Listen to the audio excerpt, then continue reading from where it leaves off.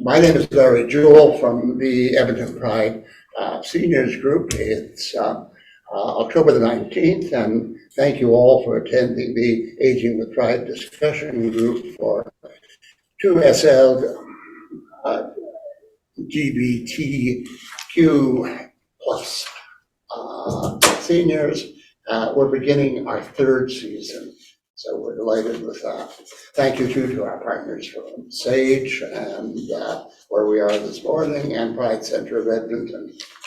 Before I introduce our speaker, I must acknowledge that we are located on Treaty 6 territory and respect the histories, languages, and cultures of First Nations, Métis, and all First Peoples of Canada, whose presence continues to enrich our lives. I must let you know that the session will be recorded for future use on our YouTube channel. If you don't want your image, and this is for the people online, if you don't want your image to be recorded, please just close the video feed. And now, and with great pleasure, I introduce our speaker. Odette Bose is with Health Canada and is going to speak today on healthy home sessions for seniors and in general on chemicals in the environment and how they affect your health and ways in which you can protect yourself. Odette, over to you, and thank you for coming. We will have questions after, and Odette will present a short evaluation summary that she needs. So, you're on. Great. Thanks everyone for joining me, and thanks for having me. And yeah, so I'm from Health Canada, and just to give you guys a little bit of my background, I have an environmental engineering background. So I've worked with about 17 years in contaminated sites, human health risk assessment and toxicology with chemicals in the environment. And I work with Health Canada now in chemical management plan. So I'll talk a little bit about that as well. So I will start. I do have an acknowledgement as well about, I just want to acknowledge that we're meeting on Treaty 6 territory and acknowledge the past, present, and future caretakers of the land, that we are all treaty people, and that we want to acknowledge that we're joining you today from many places, and acknowledge the traditional owners and caretakers of these lands from coast to coast, and acknowledge the ancestral and ceded territory of all Indigenous peoples that call this place home. Please join me in a moment of reflection to acknowledge the harms and mistakes of the past, and to consider how we are and how we each can in our own way try to move forward in a spirit of reconciliation and collaboration.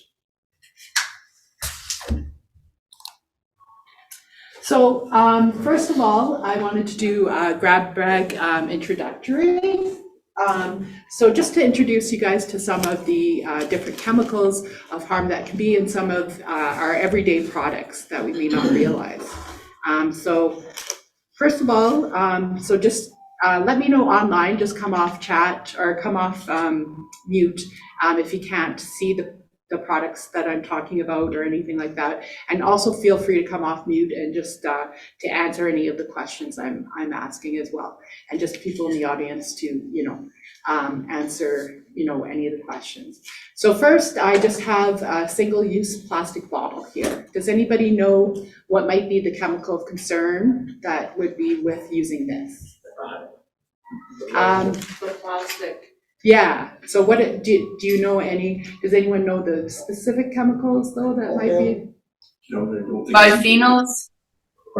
Yeah, biphenyls, but yeah, you might, just, it is like you said, it's not important to really know the specific chemical, people might have heard of it, BPA, bisphenol been in the news, but with BPA, it can, with bottles like this, if you keep reusing them, they're not meant for that. So those kind of chemicals in the plastic can reach into the water, and you're drinking that in. So that's the problem with the plastic bottles. So when you're dealing with any type of plastic bottles, so even like my Coke bottle, you don't want to keep reusing it. They make those reusable water bottles for a reason. Like these type of bottles aren't meant to be basically reused. So you don't want to, and then you don't want to also like have these in your cars in direct sunlight and things like that being heated up even in the microwave. They're not meant for that type of use, because when you're heating these up, the chemicals that are inside are the ones that are going to be, to make the plastic, those chemicals are the ones that are going to start leaching into the water or whatever food products that you have. So the same thing goes for any plastic food containers that aren't meant to be in the microwave and things like that. So those are the things that you want to watch out for with any type of plastics, that you're using. Then next we have this product. This is a aerosol spray. So does anyone know what kind of chemicals might be of concern with this? Yeah, it's chemicals associated with the smell. So they're called volatile organic compounds. And so with any type of aerosol, cleaning compounds, anything that you're spraying into the air, the volatiles that need to bring the spray up into the air, those irritate the respiratory system, and those are cause asthma and allergies and things like that. So especially those for people can cause those conditions. So you really want to, if you're using these, to ventilate, so open windows and turn on your exhaust fans. And especially if people have things like COPD, any type of immune problems, deficiencies and things like that, it's better not to use these around those type of people. Or if you yourself has that, it's better not to use these type of things. So like, in cleaning products and things like that, it's better to be away from that type of products, especially the very potent ones that use the aerosols and that have those type of sprays. And then if that type of person is coming into an area where you've just used those aerosols, it's better to ventilate and not have them in that area, because these type of things really bring those air pollutants into that area.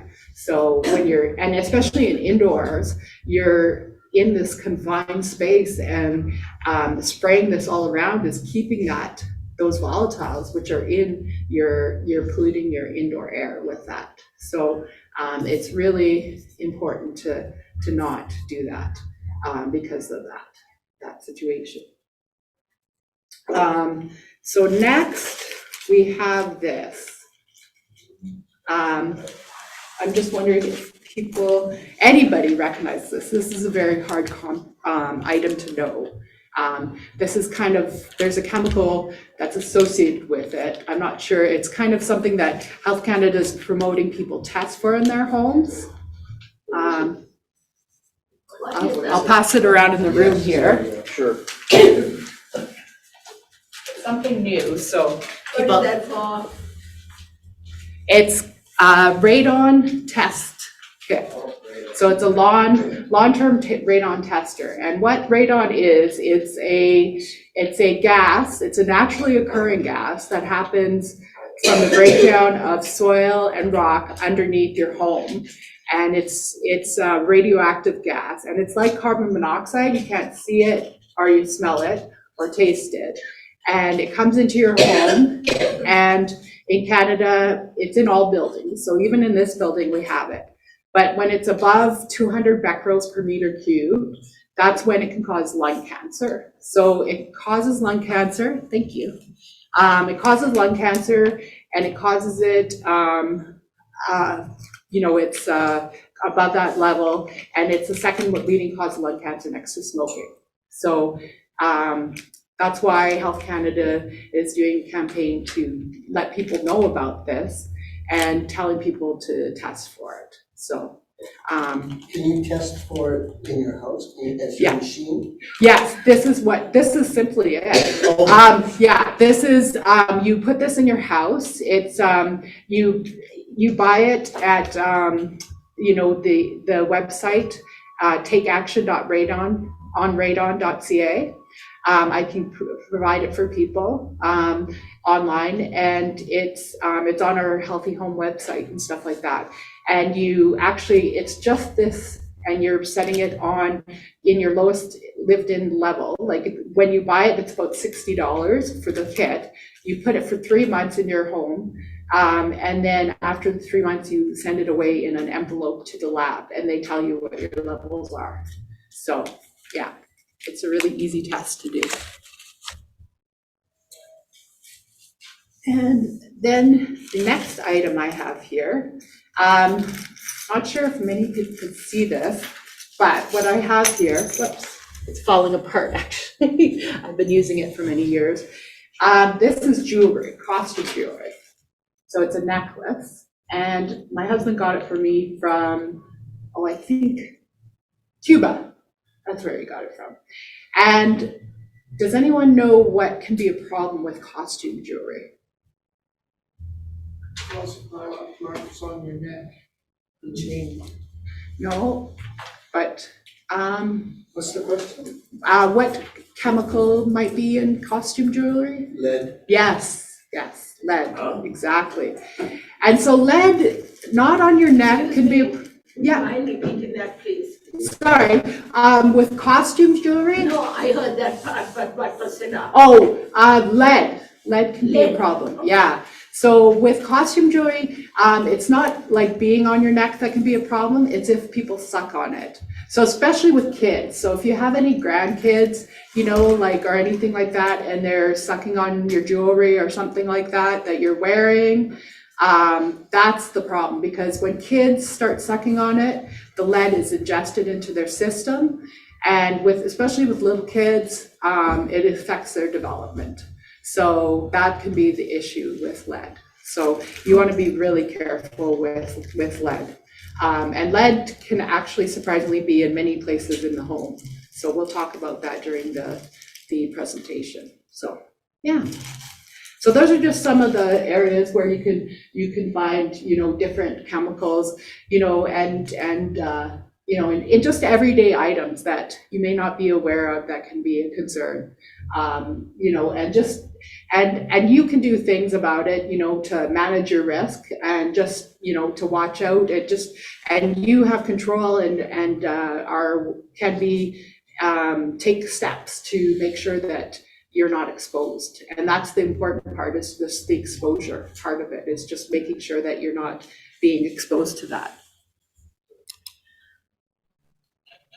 Sorry, we're having a bit of a problem with, So Okay. just continue. I Yeah, don't know no whether they can problem. see the slides or not, but we'll just, I need to borrow that mouse again. Oh, yeah, no problem.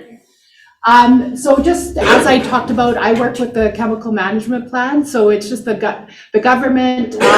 So what the government does, like Health Canada, who I work with, we just work together with like the other parts of the government, like Environment Canada, and kind of see what chemicals are out in the environment, what chemicals like the industry is doing, putting out there in different products in the environment, and then assessing like the health risks to people, and to see what ways that we can kind of figure out what's there and let people know, like in these types of presentations, what products are there and what health risks are to people. And then the government does surveillance on those chemicals and does regulations, like says, to the industry that, these chemicals shouldn't be out there, and they need to be, regulated or managed, or else, they shouldn't be in these products if they are not, safe. And then, like I said, we do these type of presentations as well. Is the Yeah, I don't know what's happening. So That's I okay. apologize. I'll just go along with here. So just to cover off like what chemicals are exactly. Chemicals are really in everything that we have. Even we are made of chemicals. Yeah, like chemicals can be natural or manufactured. Like water's chemicals. Chemicals are like even in like our pillows. Our fabrics have chemicals in them when we wake up in the morning, and then like when we brush our teeth, the toothpaste that we use has got chemicals. The cosmetics that we use, the shower, can have mold in them. That's made up of chemicals. The chemicals are just surrounding us everywhere. And like I said, they could be natural, so it could be the wood smoke from just different forest fires, just even plants and animals around us in the environment are made up of chemicals as well. Yeah, we're having problems here. So please just keep talking. Yeah, for sure. No problem. Even the medication, that we take is made up of chemicals. So chemicals can be beneficial to us as well. Like a lot of chemicals are very beneficial to us. And even though some chemicals can be manufactured and some chemicals can be naturally in the environment, that really doesn't have a bearing on whether they're good for us or bad for us. Even like I said, radon that's naturally occurring is harmful to us. So even though you can see labels on things in the store that says naturally made or organic, those can be misleading titles, because just because something's natural or organic doesn't mean that it's good. So you have to really be aware of that. For example, penicillin is something that can be made in a lab, or it could be natural. So you really have to be wary. And also chemicals can be toxic for us. Everything can be toxic for us, like even water, in high doses really can be toxic for us. So when someone says, the toxicity of something, it's really, the dose that matters. So just always be wary of that, I think. And it's important to know that together with the hazard of something. So if you have a chemical and you have it in a bottle, like a household cleaner, it's the exposure that really matters. Like if you have the chemical in the household bottle in the cleaner and you're not being exposed to it in any way, it's locked up, it's away, it's high up, no one's being exposed, it's not a risk to you. But it's the exposure if you were to take it and drink it. That's the risk. But you have control over whether you drink it or whether you're exposed in a certain, matter. So you're taking the steps, you could be your own risk manager in that way. So you can protect yourself and your family with your own knowledge. And that's why we provide you at Health Canada with the resources, with our website, with these type of sessions to kind of inform you so you can be a risk manager in that way and know about how to keep a healthy home and know about these chemicals in your environment so that you can protect yourself and your family. So the first step for keeping your, I'll kind of go through, the top 10 tips about keeping a healthy kind of environment, healthy home. And a lot of them, are kind of just general tips, but it's just ways to kind of keep your home, take your own management steps in your home. So the first one is keeping your home clean, because by cleaning floors and household surfaces with wet cloth or mop to remove dust, because especially with dust, it can have a lot of lead in it. from outdoors, and a lot of heavy metals can be brought in from outdoors, from the industry.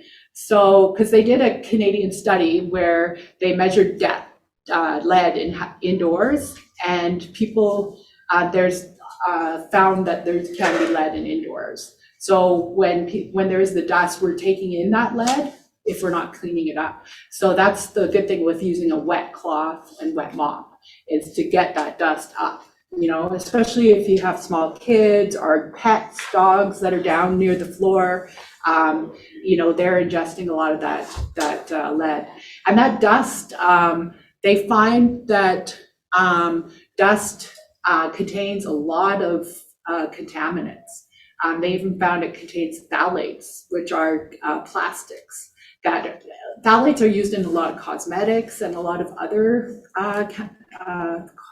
products, and phthalates can also cause harm to people. So and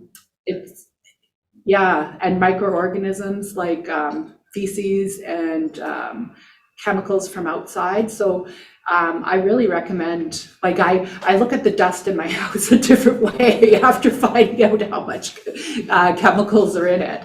It's just really surprising how much, they've done some studies in Canada on the dust, and it's just surprising what they find in dust. And I really, I just recommend keeping that dust. Vacuuming, we recommend using a HEPA filter when vacuuming to clean that, the air, the particle air, because of the particles that can be in the indoor air.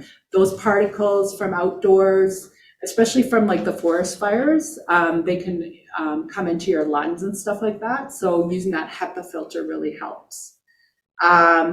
And then, just using that stuff. And especially, we do recommend, taking your shoes off when you come inside. So, leaving them at the door, because those shoes can really bring in a lot of stuff from outside. So, that's definitely an important tip. Reading labels is very important, because keeping your chemicals in the original container, reading the labels for the safety information is on there, because it'll let you know any chemicals that are important that might be a concern. And if you have any issues with the chemical, like the cleaning product, and someone gets hurt from it, or you come into contact and you have a reaction, it's important to read the label, and then how to use the product properly, and store the product properly, because you don't want to be storing your chemicals where they can be in areas where there's food and there's other things that they heated areas or really cold areas where they could undergo reactions and stuff like that. So it's important to read the label and know how to store and use your products properly. And then also, it's very important to make sure that you keep your products in original containers, because you want to be able to read the label and know what the product is.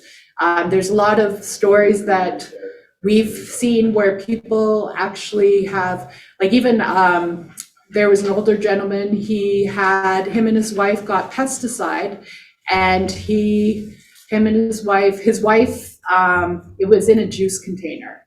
And he, unfortunately, one night got up really late, and they had marked the juice container, but it was late at night and he didn't realize and drank it.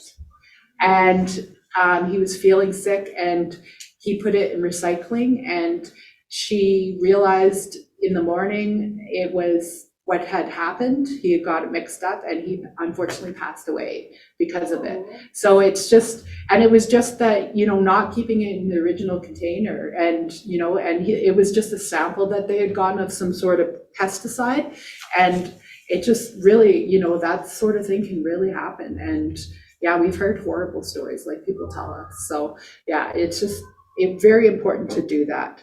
And it's also important never to mix chemicals, especially with bleach and can cause some horrible gases. So you just horrible reactions. So, and then when you breathe them in, it just is not good for I you. had an example. Yeah. Vinegar bottle, you know, the vinegar bottles, the little tiny ones? Yes. With chips, French fries? Yeah. My mother-in-law, what she did, she put Javix in it. Oh, okay. And so when her husband and my father-in-law, when he went to put vinegar in his, grabbed the bottle, put vinegar on his chips, he Oh, was putting bleach on his chip. no. And the bleach was for her dishes. Oh. And she had it on the windowsill, Oh, that's that's the kind of thing that you want to really avoid she did a happening. lot of that kind of stuff. She actually put pills Yes. in a teacup, Oh, and he drank the coffee that was in the teacup. oh, Her blood pressure pills. oh, yes. See, you have to be really careful, especially with different products and stuff like that happening, for sure. I'm anxious that Odette get to do her Okay. final talk, so we will have a question and answer period. Thank you. Oh, yeah. Just after that. Yeah, and then locking up your chemicals is very important, making sure that you keep them locked up in the different areas, so that, like I said earlier, for the, when you're dealing with chemicals, that you want to keep them, you have the control over, how you manage your chemicals, manage your risk, even though the chemical might be a hazard, you want to make sure that anything that is hazardous is locked up out of the way of any kids, grandkids, or any pets that you might have that could get access. As I talked about, disposing of your chemicals properly, medication needs to go to like a pharmacy and stuff like that. Because if we dispose of it improperly, we're contaminating the environment more. And we're not, we're just leading to further contamination of the air and the soil and the water. And then installing smoke and carbon monoxide alarms is very important in our homes to make sure that we're looking after ourselves and our families, especially like with carbon monoxide, if we're not maintaining our furnaces or our appliances that can, cause problems, especially with, vehicles in the, garage, if we're running our vehicle or things like that, we have to make sure that we're not doing that in the garage, and then we're also making sure if we have a garage door between the house and the garage, that we're keeping it sealed properly.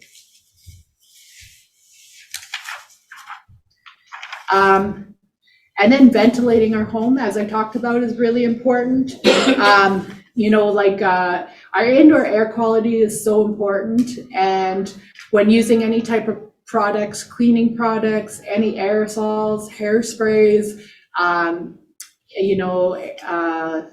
scented products, anything like that, it's very important. Cooking actually can really pollute our indoor air even.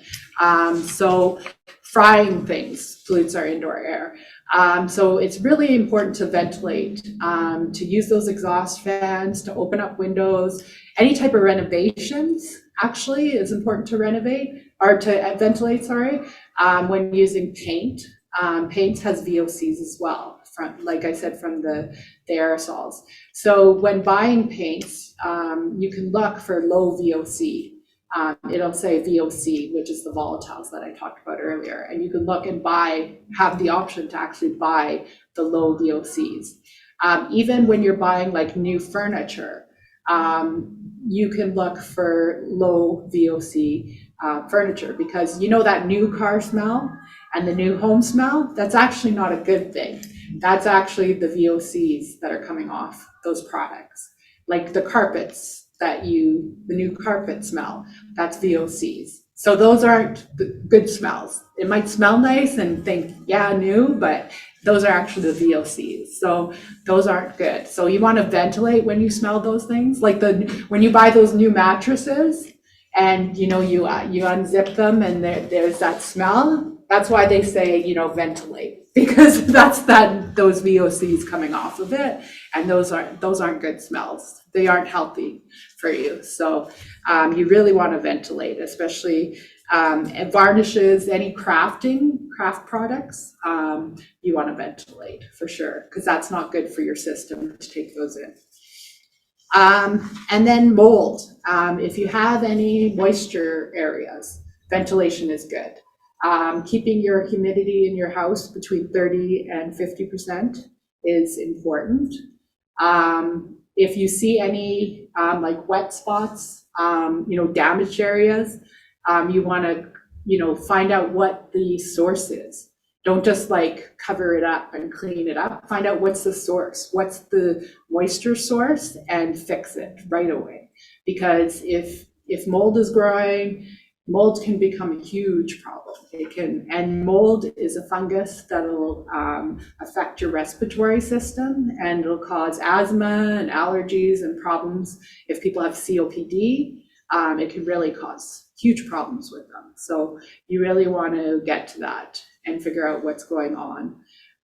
If there's any spills, clean it up right away.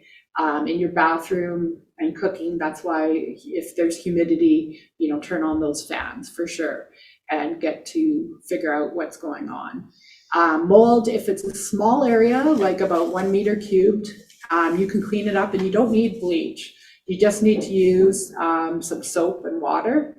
But if it's a larger area, and if it's an area that when you clean it up, it keeps coming back, that's when you need to hire a professional. So that's when we suggest to do that. And there are all these chemicals that I talk about, and all this information too is on our website. So we have really good resources that you can go to and find out under Health Canada Healthy Home. So, and I can provide you guys with that resource. And we also have our senior guides. I'll kind of point to everybody too. And then in older homes, they're pre-1975, there might be pipes or pipe systems that have lead in them. So if you, older pipes, correct. So if you suspect that your home might have lead pipes, we suggest you run your tap water until it's cold and don't use that. Run the tap water until it's cold and use that for drinking. Don't use your hot water for drinking or for making food or baby formula for people who might come over and use, your water for that. Because you don't want lead, because the hot water will have that lead from your pipes in it. So there is a filter that you can get for your taps and things like that. There's certain recommendations or certain requirements for it. So you can do that. And then you can also get replacements, which, get your pipes replaced, which I'm sure is pretty costly. And then also the city pipes can have lead in them. So it depends on how old your area is in the city and stuff like that, right? So if you suspect that, that's what's you might want to look into. And it's also sometimes important, your tanks can be sitting overnight and who knows what are in them and stuff, just to let the water run in the morning, a little bit just to get, that running and, get the cold water out or get it moving and stuff like that. So, but it's more with the lead in the drinking water that's important, just letting it run, especially for, drinking and cooking, and preparing baby formula. That's what we recommend. So for the older systems.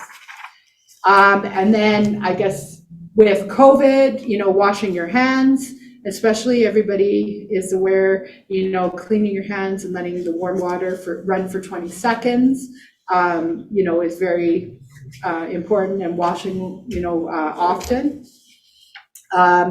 And then, as I discussed earlier, testing for radon gas, in homes. And I went through that, and if you need more information, I can provide that, I'll provide my contact after.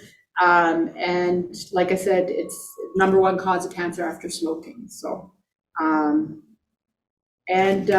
had we don't have the presentation anymore, but that's okay. We can have questions or, it's probably good to have questions now. I had some rooms we could go through, but I think we'll just go through questions for people. Yeah, I think that's important to kind of see what people have, and then if there's any more information on the home that people want to know. Okay, I'll moderate, sir. So radon, if you find out, do you have radon? Yes. So if you do have radon, there's, what they can do is they come in and they put in a system which pulls the radon out of your home, and they vent it out to the side or to the top of your house. So it's like a little fan. They actually, in new homes now, they actually have to put in the pre-install for this system, where it brings the radon out and to the side. So they drill a thing in your basement and that brings it out.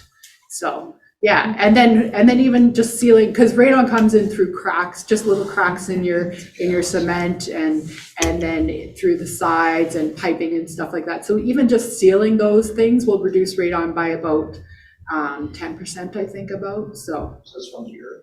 yes, yeah, it's just from underneath. And even from one house to the other, like one person, like one neighbor can exceed, and one person, the next house cannot. So it's like people have told us, like there's actually a map, of Canada that shows different, around Canada how it's been exceeded and stuff like that. But yeah, it vary so much. Yeah.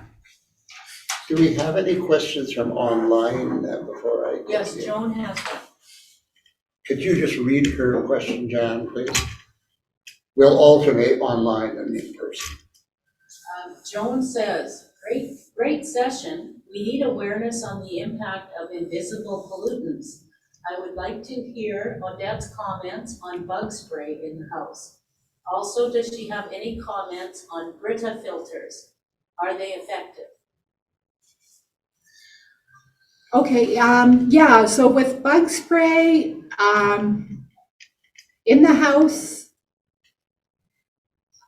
it depends, like if it's an aerosol type, I wouldn't really apply it in the house. And if you are, like, I would ventilate as well, because the aerosol one is gonna produce the VOCs as well. With bug spray as well, there's also issues, or not issues with it. It will have a bit of a, it does have kind of some type of like pesticide, or not pesticide, but it will have other chemicals in it, sorry. So there's some information probably on our website about that. So, but there's certain recommendations about that, on what amounts to use and stuff. So it's important to read the label and follow directions for that.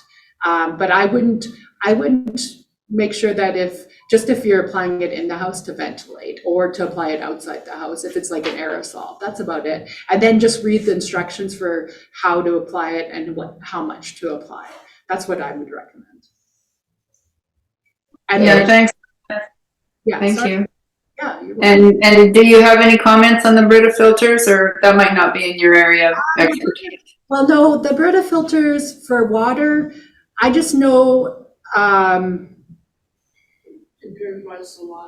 yeah, I just know with, like, I have a background with like environmental engineering, and like, just I know with drinking water and stuff, the water that comes out of your tap is pretty good. So like I don't really know if any of the Brita filters really help any more than that. So like, to be honest, like I just know, like, my background in like drinking water and stuff that I did like my master's in and stuff, like I don't really know if it really helps anymore, to be honest. So, Yeah, I suspect that too. so I don't really I don't, we, like at Health Canada, I know like we've never had any recommendations on that, so. Right. That I know of, so I'm not I honestly don't specialize in that, so. Right, for sure. No, thanks, that's great. Thank you so much, Odette. Thank you, Joan. Eric, did you have a I question? have two, one question and a comment. Sure. So the question is, radon. I grew up in Eastern Canada. Yeah. I had never heard of radon before. Yeah. When I moved to Edmonton. Yeah. Or, sorry, when I moved to Winnipeg, apparently it was a big problem because there were a lot of Yeah, houses with yeah, wooden foundations. oh, yes, Wooden yeah, basements. that makes it, And so I heard an awful lot about that when I lived in Winnipeg. Is Edmonton also a bad spot for radon? And is it like geographically, is Western Canada more prone to have radon problems than Eastern Canada?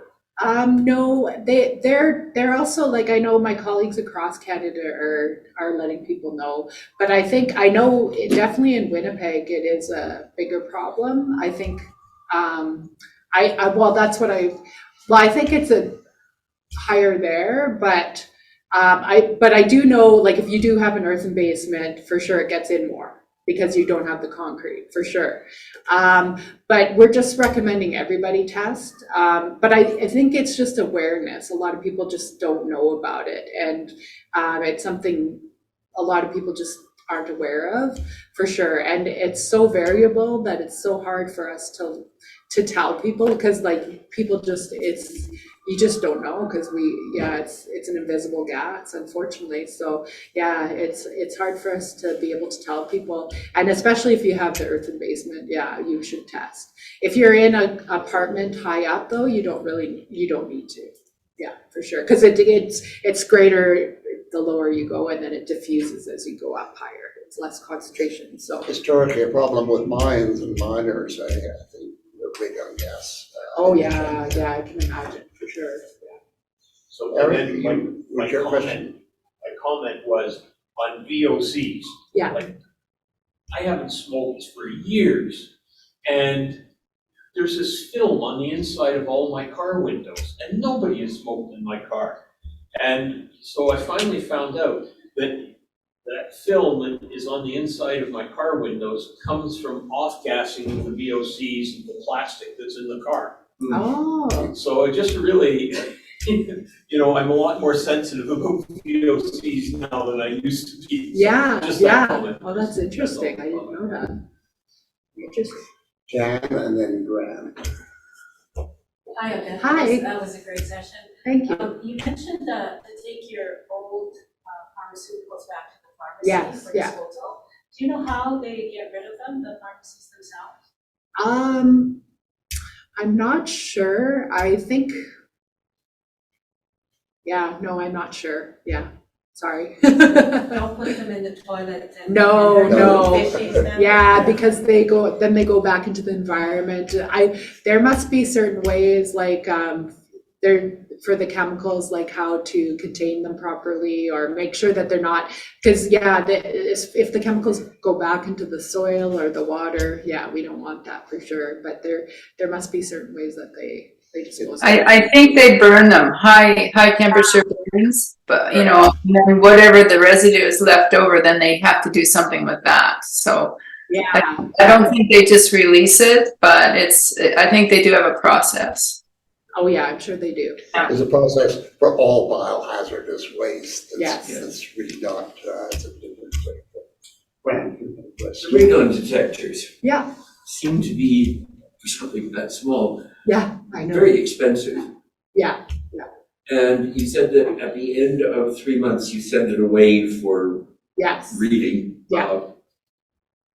Is one expected then to get another one and continue the process? So every 3 months, you're spending $60 on it? No, it's just once. Oh. And then, yeah, just once. And then if something were to change, like if you were to do a major renovation in your house, then we would recommend you do it again. Okay. And then like, so, yeah, no, it's just the one time, and then maybe another 5 years later or something, just to check if something major changes, but it shouldn't change majorly, yeah.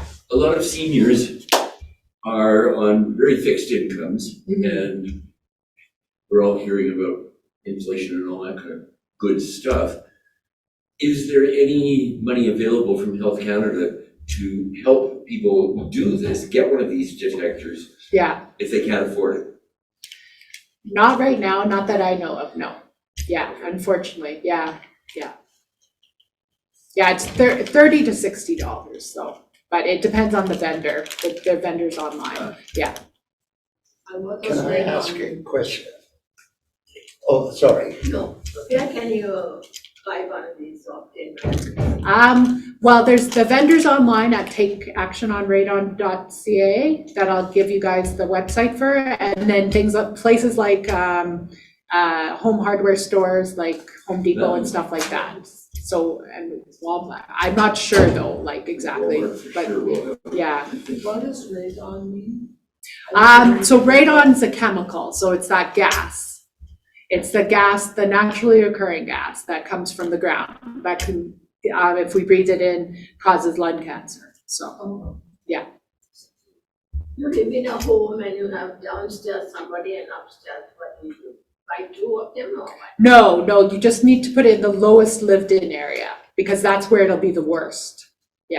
And what is recommended? What part of the downstairs should I? It'll come, the instructions will come with where to put it. Like there's different ways, but usually you can even just put it on a shelf or hang it like from a string from the ceiling. But the instructions will tell you for sure, yeah.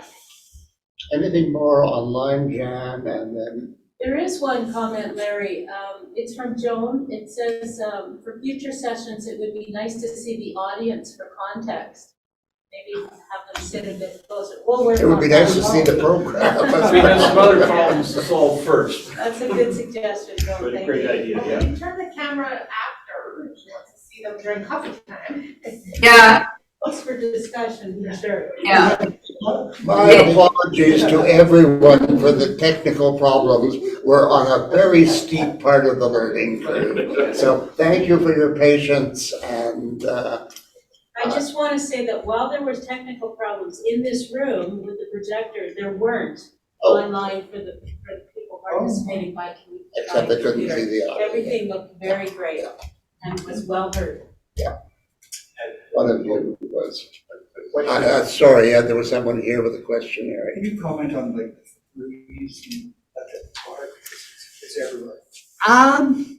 It's those, yeah, they definitely have the VOCs, yeah, for sure. So, yeah, it's best to reduce your use. We recommend, especially for VOCs, to reduce your use of any type of what are they called? Air fresheners, reduce your use of any type of air fresheners. Yeah, we recommend that because of VOCs, for sure. Just for a little bit at a time. Yeah, but I would definitely ventilate. If you're using them, ventilate, for sure, yeah. Doesn't that just completely negate any benefit you might be getting from the aerosol? Well, If air, you're it's, ventilating, it's going to just go outside. So it's your why not choice. just- Aerosols really, the air fresheners are just really covering up. They're not, No, I Yeah. wasn't thinking of just that, I was thinking yeah. the question about bug spray. Oh, well, Why not just tell people not to use aerosols in the house at all? yeah. Yeah, it's definitely, I would definitely reduce or just like, ventilate when you're using them. But I mean, bug spray is definitely, you have to balance, right? Because bug spray is beneficial on your skin, right? And I Yeah. mean, but the thing is, you're going outside anyway, so why not? You can use it inside and ventilate, but I mean, you just want to make sure you're getting the bug spray on your skin, and that's the benefit. So you definitely want to use bug spray, but you just want to use it to the benefit, so that's where the balance is. Where's the, I mean, with air fresheners, the smell is the benefit. Do you really need that? You gotta weigh it. That's where you're the manager, you gotta decide what's the benefit versus, right? Yeah. So, I know Eric had a question, I see a question here and here, we're getting close to time, so, is there anyone else who's got a question who hasn't had a chance to speak yet? If not, I will say A, B, C, D, and you go out of the people with the question. Candles, cheap candles. I heard they're very toxic. If you use beeswax on them. Candles, period, are not really the greatest for indoor air quality, because not only do they have the chemicals that they're bringing into the indoor air environment, they're also bringing in particles, and they can sometimes bring in mold, because just when they're sitting there, just the dust and everything can collect in them, right? So the mold can grow there as well. So when you're lighting them, they're burning off that stuff that's collecting around them, right? So that's why we recommend reducing your use of candles. Yeah, because candles aren't that great. Beeswax makes. No, it's just because like, and like when I look at my stuff in the home, like I love candles, to be honest, but I was just looking at it because I was like looking at it and like, it's just yucky, the stuff that collects there. And it is, and I was like thinking, yeah, like it does grow mold, and the particles and everything that you're burning off is the stuff you're breathing in, right? So yeah, candles can be bad for your indoor air quality. Yeah, so. Eric? Yeah, just one question, and I apologize if we weren't able to show your slide deck. Yeah, no problem. Would it be all right for us to email it out to attendees, or? If I could just maybe change it, I'll alter it. I just don't want the notes and all my stuff. So I'll just change it to a PDF, and then I don't want it so it's alterable. So Yeah. I'll just do that, and then I'll send it to you. And Yeah, you can email I appreciate that. that sometimes people don't want to share their slide deck, but Yeah, I just, because we weren't able to show it today, we will email it out. Then Yeah, once you yeah. send it to me, I'll email it out to everybody. sure. Thank sure. you very much. Yeah, no problem. You, I believe, had a Yes. question. I use a lot of nice oil, but not straight. I dilute with water and I have it in a spray. So I spray it not in the air, but I spray it on the ground. And even in the kitchen, but always down there. Yeah. Is that okay? I think you're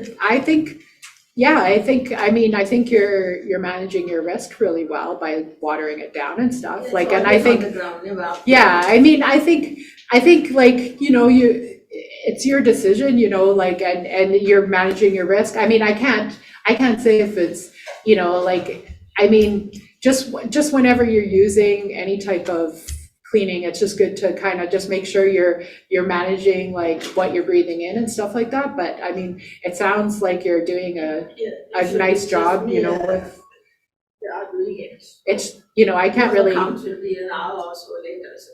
Yeah, just make sure, like, and too, when you're using cleaning products, it's always good to use gloves too, because especially with any type of, like Lysol has like bleach in it. So, you just want to, but if you're watering it down too, that's good, right? So, but I mean, yeah, like it's just important to always like, protect what you're breathing in and your hands for cleaning products and stuff like that. So, yeah. You had a question? Yeah, one quick one. I have a situation that's going on for the last 15 years, since I own my house.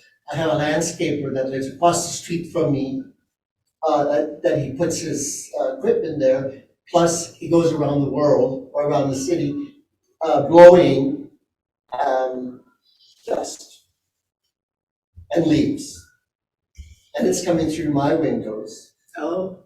And is there a bylaw against them blowing? It's like he could pick up the leaves. Yes, No, he yeah. blows the leaves to the neighbors, anyhow. Yeah. My question is why is there a bylaw against blowing? Chemicals and they spray stuff and. Oh, okay. Anyway, I would check with the city of Edmonton because I'm not aware, but I would definitely, yeah, I would be concerned just with the amount of dust coming in and stuff like that, because yeah, dust can, like I said, contain a lot of different chemicals, and I would be concerned, you know, a little bit, because I wouldn't want that, you know, just all that coming in for sure, you know. But I would check with the city of Edmonton would be the best place to look, and yeah. The nearest thing we have to the city of Edmonton is a former councillor. Did this issue ever come up in your town office? I don't think there's any specific bylaw. I mean, the city is concerned about, there's a lot of push about using pesticides. The city has some regulations about. The noise, there is a noise bylaw that's really loud. You might be able to get them fined because it's so loud, but I don't think otherwise that there's any city bylaw that would deal with it. did you come here for that reason, just to answer that question? Pretty sure. I have a quick thing to say. Sure. This is going over the years, we have been here for 40 years. Up to 10 years ago, we were doing our own thing, doing the manual raking. But now we get people, contractors to do it, and they always blow. And it doesn't make a lot of noise.